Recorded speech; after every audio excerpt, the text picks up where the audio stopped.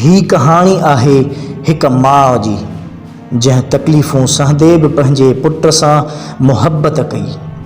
अचो त सभु गॾिजी ॾिसूं रूहुल ईमान चैनल ते हीअ कहाणी।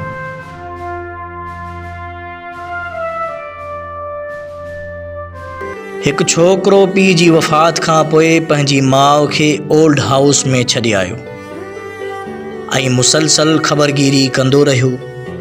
हिकु ॾींहुं सुबुह जो सवेर ओल्ड हाउस मां फ़ोन आयो त तुंहिंजी माउ जो आख़िरी वक़्तु आहे, जल्दी अचु। माउ वटि पहुची पुटु चयो, अम्मा तोखे का शइ खपे जेका मां आणियां?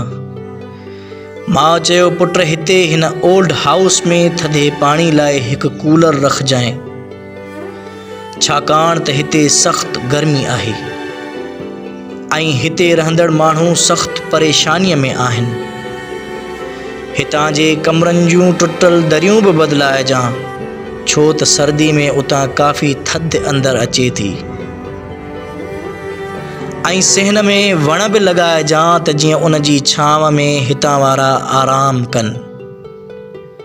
फ्रिज में सुठो खाधो रखजांइ, हितां जे रहंदड़नि खे कॾहिं कॾहिं राति जो बुख ते सुम्हणो पवे थो।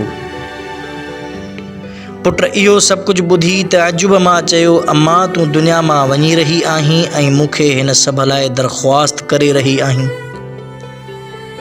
ऐं तो मूंसां अॻु में का शिकायत छो न कई? माउ चयो, हा पुट, मूंखे त गर्मी सर्दी बुख ऐं उञ जी आदत आहे, पर मूंखे डपु आहे त जॾहिं तुंहिंजा ॿार तोखे पौढ़ाइप में हिते आणींदा त तोखे तकलीफ़ थींदी, छो त मुंहिंजा पुट मूं तोखे वॾे नाज़ ऐं प्यार सां निपायो आहे।